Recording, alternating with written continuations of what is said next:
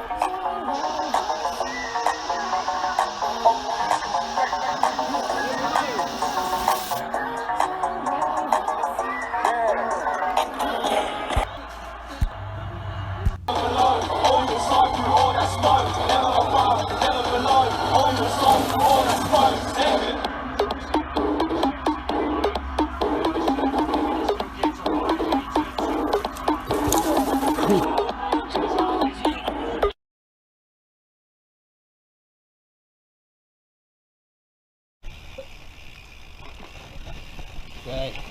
start of the RAAF Fly By.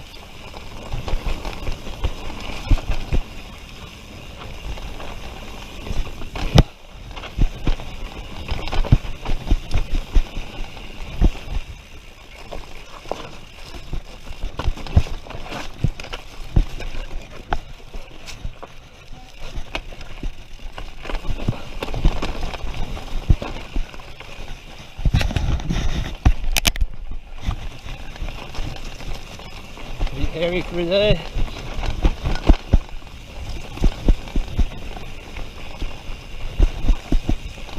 It's a bit washed out.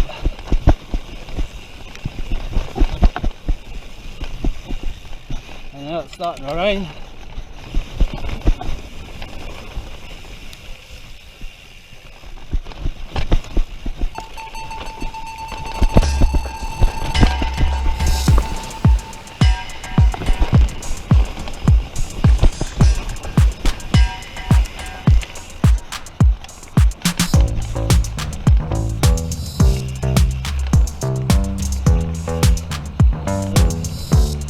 GoPro is rattling around a bit inside its case there, which sounds a bit annoying. Hopefully it's not annoying on the actual video.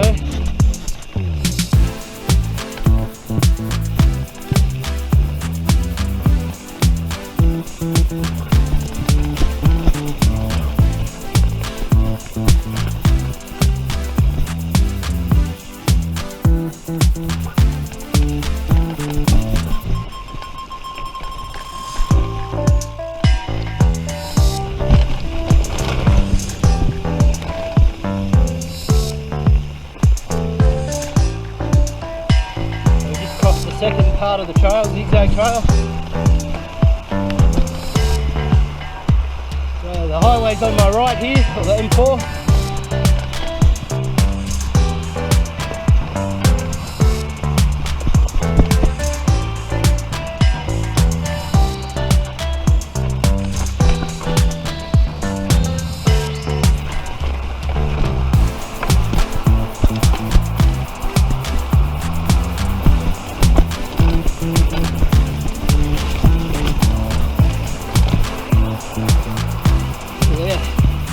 Fast through there. So this is where the highway once was, up this high. You see the M4 down there. This is the old road here. So it's pretty high up compared to where it used to be. Now we're going to jump into here. This is steep. Woo! There we go.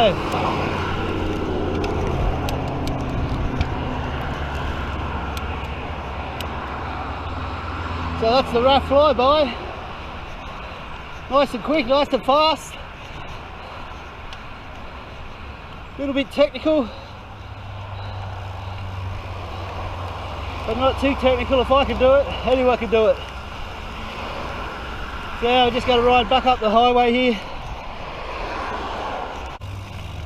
Okay, so we're just coming under the underpass of the M4 to Governor's Drive, which goes up through Luxford. We're going to do a trail here, which is the realignment of the train line trail.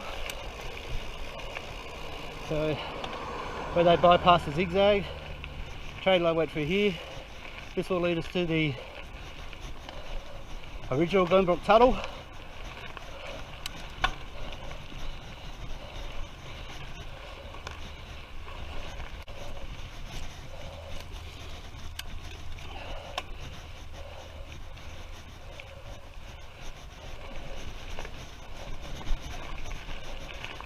I think this is where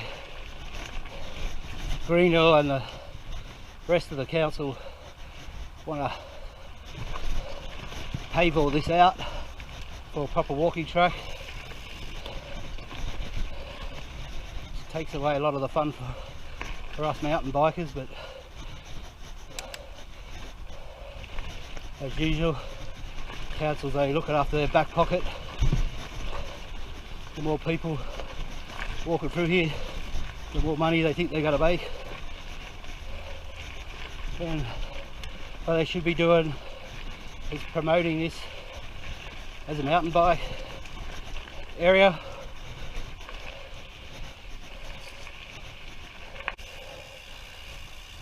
Imagine 150 years ago, old steam train coming up here, chugging its way, tooting its horn, its whistle. All the day trippers going up to Mtb Raaf.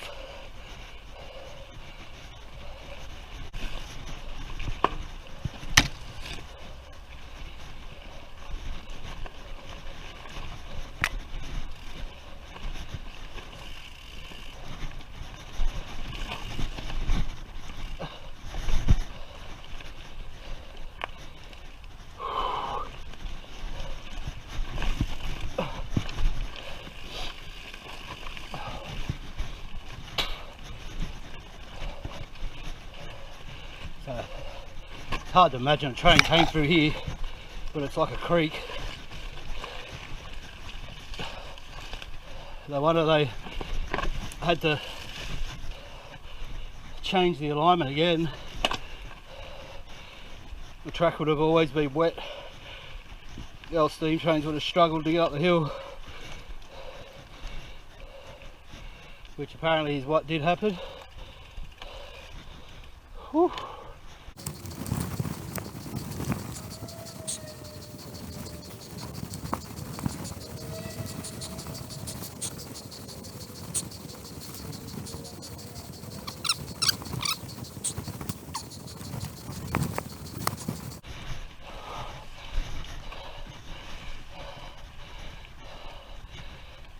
There it is on my left.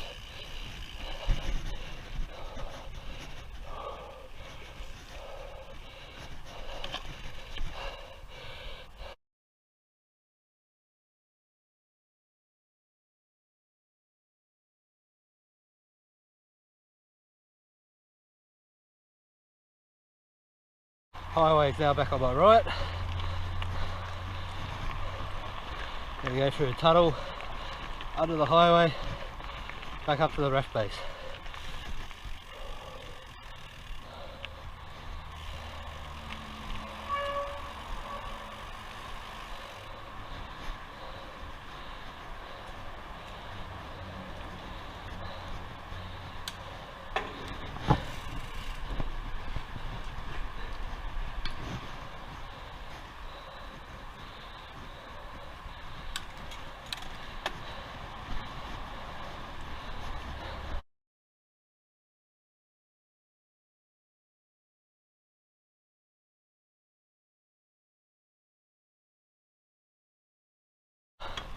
To the left.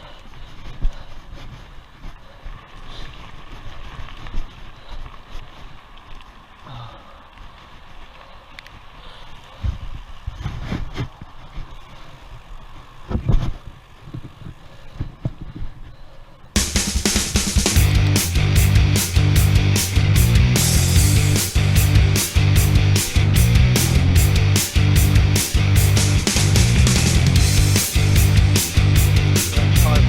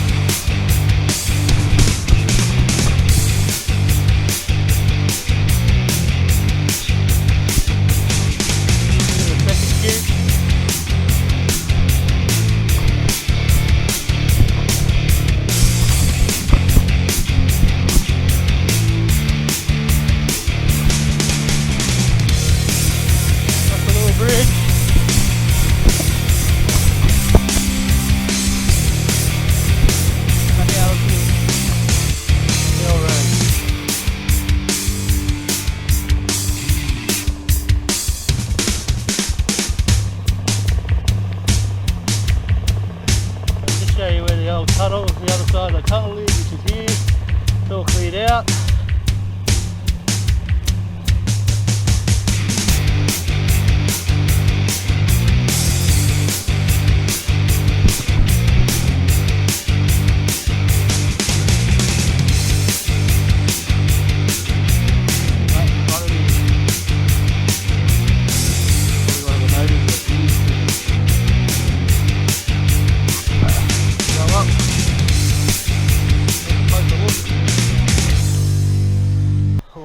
Calf muscles still killing.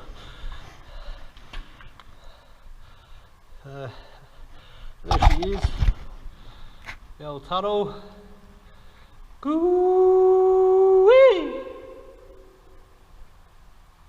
Woo! Any ghosts in there? Do a bit of ghost hunting. If there's any ghosts in there, make a noise, let me hear you. Hello? Fuck, did you hear that? I swear I just heard a breath or a scream. Nah, only joking. Just doing what all those ghost shows do, make up shit. Anyway, this soon hopefully will be open as a walkway, bikeway, whatever.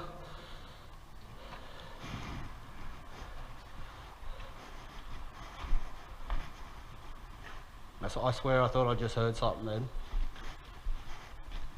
Unless there's an animal in there. Hello?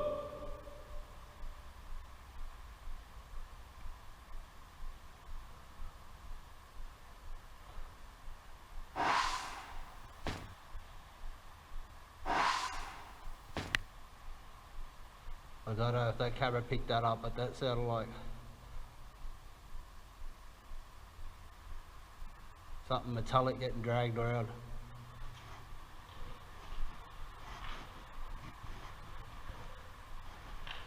Unless it's someone riding their bike, derailing or chain going clunk. Anyway, starting to rain, heavier. Gonna get out of here. Freaking me out a bit now.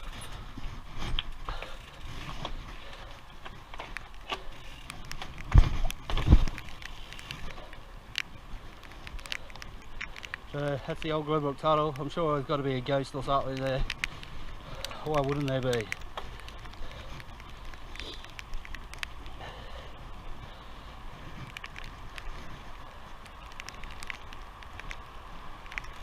It's a bit spooky down here. On your own, the rain.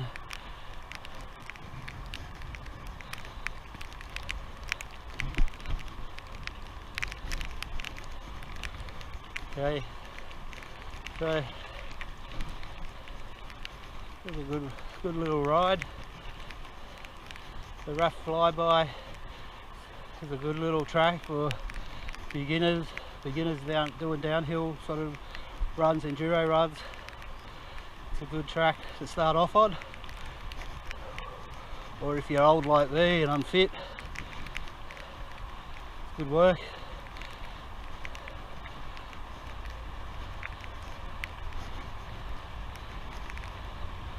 So stay around for the beer review. Hopefully it'll be something worth drinking this time. Bye for now.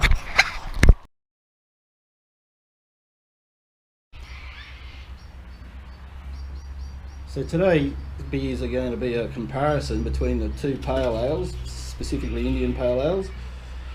The first one is the Young Henry's Brewery. It's an Indian pale ale. Doesn't say much about what it's like on the can, just says serve the people. Second one is for the Colonial Brewing Company. Enticing and quenching golden IPA, waves of jammy tropical hops, balance lingering bitterness. Australian owned, Australian made. So just a bit of history on the pale ales. First started brewing them in England in the 17th century.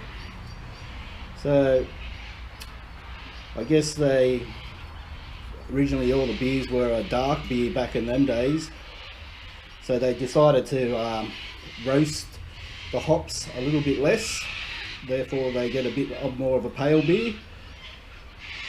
In the 1800s, when England was ruled India, they exported the pale ale over to there, where it was very popular, probably because it was a bit paler, a bit lighter to drink, suited the weather there.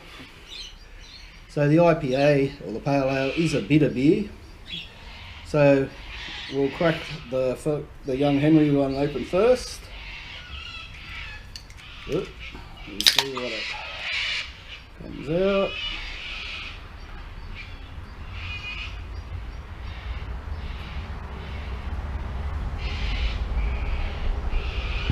So, nice amber colour. And now we'll open up the Colonial IPA.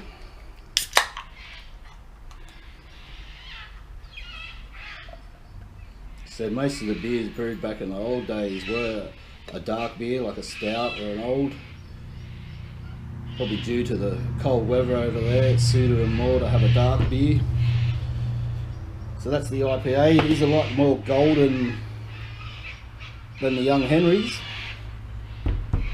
Hopefully these beers aren't total shit like the last one I tried. So first we'll do the Young Henrys in my Foster's glass.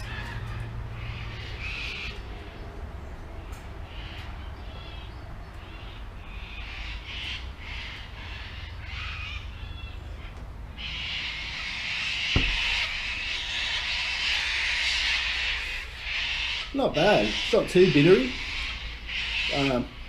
It's not too fruity, and it doesn't taste like home brew, so not too bad. We'll try the Colonial. It's already lost its head. That's probably due to the glass being washed in soapy water, but it is a bit redder, so I think this one's going to be a lot more bitter.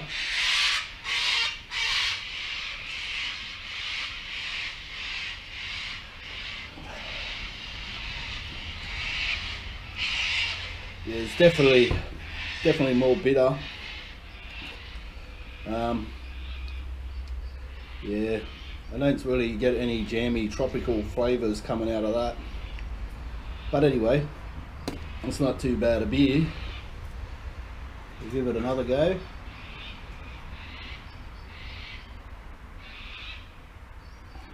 Yeah, it's definitely more bitter. Give the Young Henrys another taste.